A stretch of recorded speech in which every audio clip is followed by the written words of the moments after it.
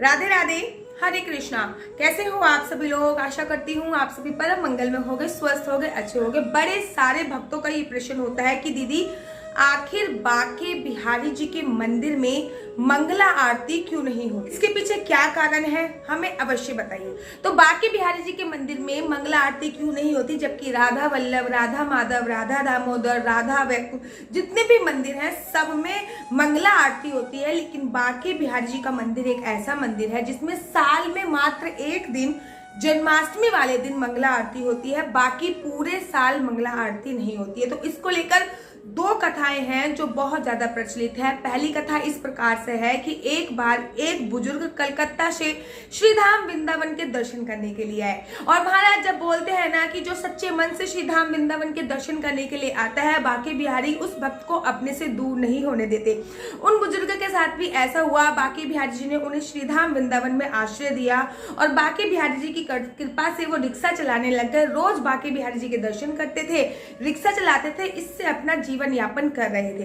एक दिन उनके मन में आया कि मैं रिक्शा भी चलाता हूँ, क्यों ना जो मंदिर के गोस्वामी हैं उनसे कुछ कार्य मांग लूं। कार्य अर्थात बिहारी जी की सेवा का कार्य मांग लूं। उन्होंने मंदिर के गोस्वामी से बोला कि हे गोस्वामी, मेरी आपसे हाथ जोड़कर अनुरोध है कि मुझे भी कोई सेवा का कार्य दीजिए, मैं भी बांके बिहारी जी की कोई सेवा अर्चना वंदना करना चाहता हूँ। तो वहां के गोस्वामी ने बोला, बाबा आप इतने बूढ़े हो गए हो, आपको क्या काम करोगे? आप तो ना मंदिर की सफाई कर सकते हो, ना कुछ भी कार्य करने में आप असमर्थ हो, आप कौन सी सफाई करोगे? बाबा ने बोला देख लीजिए आप। बाबा ने बोला कि आप देख लीजिए, मेरे लायक कोई भी काम हो, मेरे लायक कोई भी सेवा हो तो मुझे अवश्य दीजिए। मैं बिहारी जी के चरणों में अपना संपूर्ण जीवन बिताना चाहता हूँ। सभी गोस्वामी ने आपस में डिस्कशन किया और उन बाबा को एक कार्य दे दिया कि रात में चौकीदारी का काम आप बांके बिहारी जी के मंदिर में करोगे। बाबा बड़े प्रसन्न हो गए। बांके बिहारी जी के दरवाजे पर नित्य चौकीदार बनकर रात को बैठते थे और सुबह सुबह रिक्शा चलाते थे। इस तरह से उनका जीवन चल रहा था। एक दिन रात्रि को क्या होता है, वो देखते हैं कि बांके बिहारी जी अपनी गर्भगृह से निकलकर, मतलब मंदिर के गर्भगृह से निकलकर कहीं जा रहे होते हैं। बाबा बड़े हैरान हो जाते हैं कि बांके बिहारी जी इतनी रात्रि के समय, करीब 12:30 बज रहे हैं, इतनी रात्रि के समय कहाँ जा रहे हैं? बाबा बांके बिहारी जी के पीछे चुपके चुपके से चलना प्रारंभ कर देते हैं। जब बाबा बांके बिहारी जी के पीछे चुपके चुपके से प्रारंभ कर देते हैं चलना, तो बांके बिहारी जी को पता चल जाता है। वो कहते हैं, बाबा मैं बहुत चलते चलते थक गया हूँ, ऐसा करो आप मुझे निधिवन तक छोड़ दोगे? बाबा भी बड़े भाव से बोलते हैं, हाँ मैं आपको निधिवन तक छोड़ दूंगा। चलिए, बाबा बांके बिहारी जी को अपने कंधे पे बिठाते हैं और निधिवन तक उनको छोड़ के आ जाते हैं।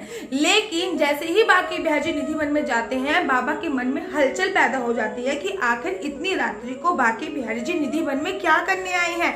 बाबा एक जंगले से झांक कर देखते हैं तो एक अद्भुत प्रकाश ही प्रकाश दिखाई देता है।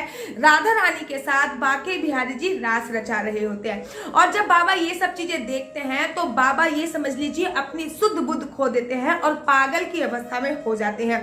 सुबह सुबह 4 बजे बांके बिहारी जी निधिवन से निकलते हैं और आवाज लगाते हैं, बाबा मुझे मंदिर में छोड़ आओ। बाबा दोबारा बांके बिहारी जी को लाके मंदिर में छोड़ देते हैं, लेकिन वो अपनी जो आधी अवस्था थी वो भूल चुके होते हैं। सुबह सुबह 4 बजे जैसे ही गोस्वामी जी आते हैं, गोस्वामी जी के बाबा पैर पकड़ लेते हैं और बोलते हैं, अभी अभी मेरा बांके बिहारी 4 बजे निधिवन से लौट कर आया है, आप कृपया कर उनको सोने दीजिए, उनकी आरती मत कीजिए। ऐसी मान्यता है, तभी से बांके बिहारी जी की मंगला आरती नहीं होती है। और ऐसा भी बोला जाता है कि उसी दिन बांके बिहारी ने उन बाबा जी को अपने श्रीधाम अर्थात वैकुंठ में बुला लिया था। उसी दिन उनके प्राण पखेरु उड़ गए थे।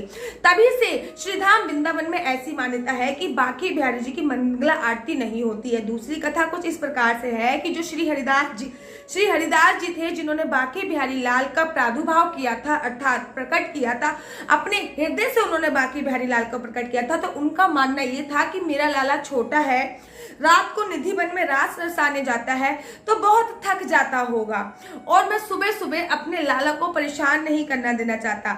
जो बच्चे छोटे होते हैं तो वो कुछ देर तक सोते हैं, माँ बाप कहते हैं जितनी देर तक वो सोते रहेंगे उतना ज्यादा अच्छा है।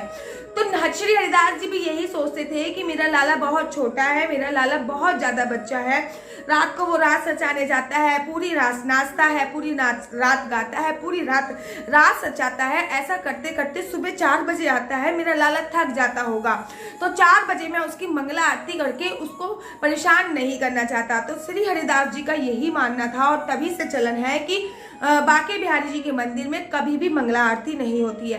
केवल एक जन्माष्टमी वाला दिन ऐसा होता है जिस दिन बांके बिहारी जी के मंदिर में मंगला आरती होती है।